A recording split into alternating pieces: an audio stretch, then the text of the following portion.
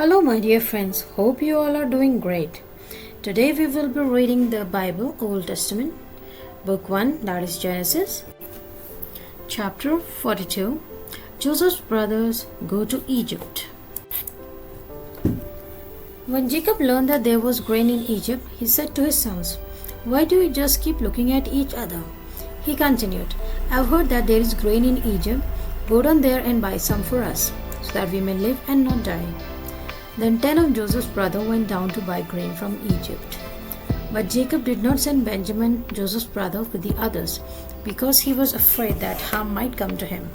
So Israel's sons were among those who went to buy grain, for there was famine in the land of Canaan also. Now Joseph was the governor of the land and the person who sold grains to all its people.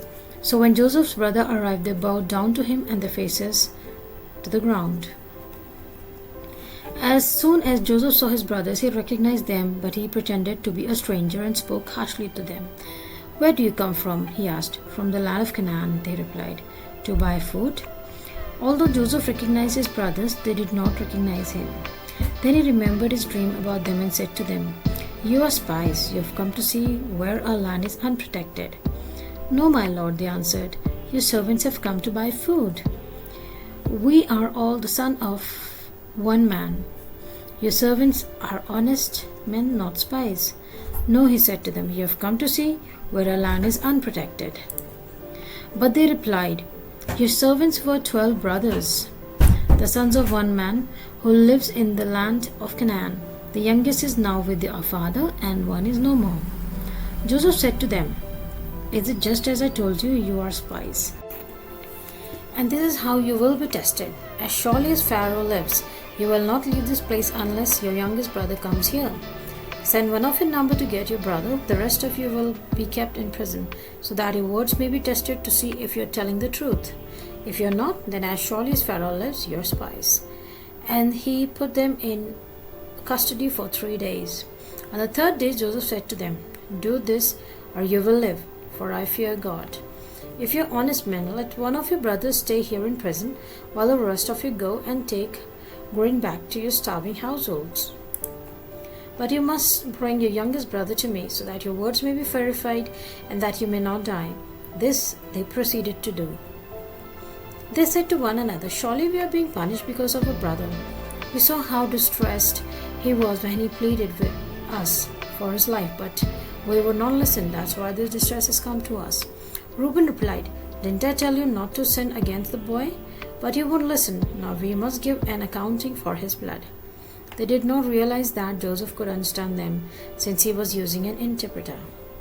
He turned away from them and began to weep, but then came back and spoke to them again. He had Simon taken from them and bound before their eyes. Joseph gave orders to fill their bags with grain, to put each man's silver back in his sack, and to give them provisions for the journey after this was done for them.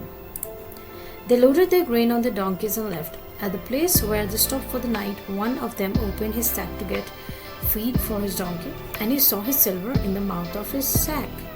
"My silver has been returned," he said to his brothers. "Here it is in my sack." Their hearts sank, and they turned to each other trembling and said, "What is this that God has done to us?"